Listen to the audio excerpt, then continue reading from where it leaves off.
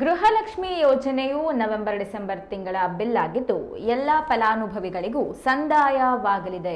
ಮಹಿಳಾ ಮತ್ತು ಮಕ್ಕಳ ಅಭಿವೃದ್ಧಿ ಇಲಾಖೆ ಸಚಿವರಾದ ಲಕ್ಷ್ಮೀ ಹೆಬ್ಬಾಳ್ಕರ್ ತಿಳಿಸಿದ್ದಾರೆ. ಗೃಹಲಕ್ಷ್ಮಿ ಯೋಜನೆಯ ಹಣವನ್ನು ಯಜಮಾನಿಯರ ಖಾತೆಗೆ ಹಾಕಲಾಗುತ್ತದೆ. ಚುನಾವಣೆ ನಡೆಯುವ ಕ್ಷೇತ್ರಗಳಿಗೆ ಮಾತ್ರ ಗೃಹಲಕ್ಷ್ಮಿ ಹಣವನ್ನು ಹಾಕಲಾಗುತ್ತದೆ ಎಂಬ ಶುದ್ಧ ಸುಳ್ಳು. ಇದು ಆಧಾರರಹಿತ ಆರೋಪ ಎಂದು ಜಿಎಸ್ಟಿಯೇತರ ಆದಾಯ ತೆರಿಗೆ ಹೀಗೆ ಫಲಾನುಭವಿಗಳನ್ನು ವಿಂಗಡಿಸಲಾಗಿದೆ. ಈಗಾಗಲೇ ನವೆಂಬರ್-ಡಿಸೆಂಬರ್ ತಿಂಗಳ ಬಿಲ್ ಆಗಿದ್ದು ಎಲ್ಲ ಫಲಾನುಭವಿಗಳಿಗೂ ಹಣ ಸಂದಾಯವಾಗಲಿದೆ ಎಂದು ತಿಳಿಸಿದ್ದಾರೆ.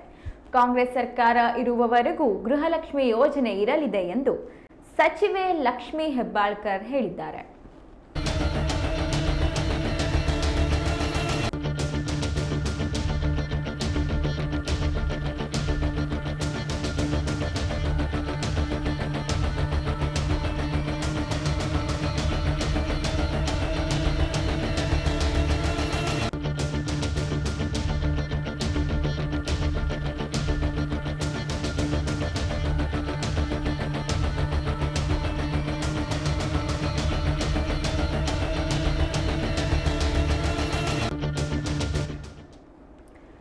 ಗೃಹಲಕ್ಷ್ಮಿ ಯೋಜನೆಯ ನವೆಂಬರ್-ಡಿಸೆಂಬರ್ ತಿಂಗಳ ಬಿಲ್ ಆಗಿದ್ದು ಎಲ್ಲ ಫಲಾನುಭವಿಗಳಿಗೂ ಹಣ ಸಂದಾಯವಾಗಲಿದೆ ಎಂದು ಸಚಿವರಾದ ಲಕ್ಷ್ಮೀ ಹೆಬ್ಬಾಳ್ಕರ್ ತಿಳಿಸಿದ್ದಾರೆ.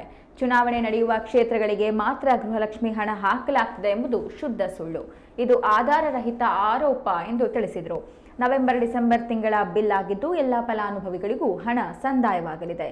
ಚುನಾವಣೆಗೋಸ್ಕರ ಮಾಡಿರುವ ಯೋಜನೆ ಇದಲ್ಲ. ಚುನಾವಣೆ ಮುಗಿದ ಬಳಿಕವೂ ಯೋಜನೆಗಳು ಮುಂದುವರಿಯಲಿದೆ. ಕಾಂಗ್ರೆಸ್ ಸರ್ಕಾರ ಇರುವವರೆಗೂ ಗೃಹಲಕ್ಷ್ಮಿ ಯೋಜನೆ ಇರಲಿದೆ ಎಂದು ಸಚಿವೆ ಲಕ್ಷ್ಮೀ ಹೆಬ್ಬಾಳ್ಕರ್ ಹೇಳಿದ್ದಾರೆ.